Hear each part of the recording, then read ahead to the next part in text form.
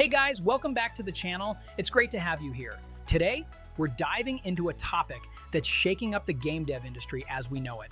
If you've been dreaming about a career in game development or you're already in the field, well, it's time to think twice.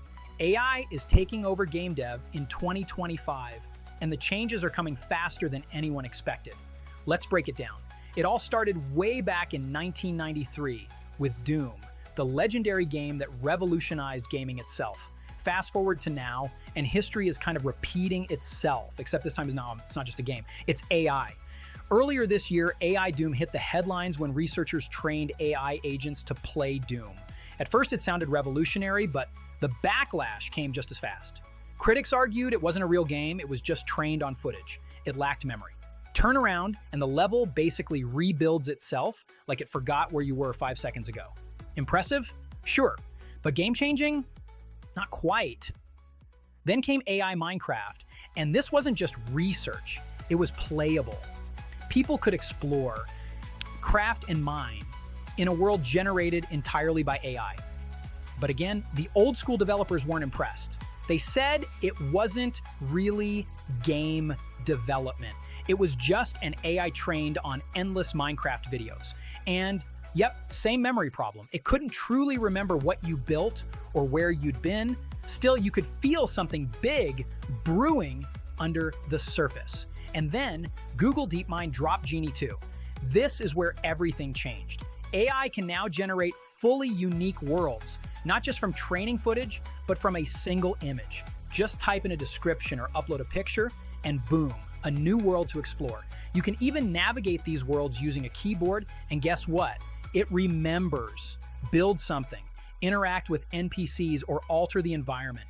And it doesn't just reset when you leave. This is no longer just a prototype. It's starting to feel like a real game. And yeah, it's not perfect, but that's the scary part. It's only going to get better. Now, let's talk about World Labs. Founded by AI pioneer Fei Li, this startup has developed an AI system that can generate interactive 3D scenes from a single photo. You upload an image, and it creates a navigable 3D environment. Sounds like the future, right? But here's the catch. While these scenes are explorable, your movement is limited to a small area. Try to venture further, and you'll hit invisible barriers. Plus, there are occasional rendering glitches where objects don't quite mesh correctly.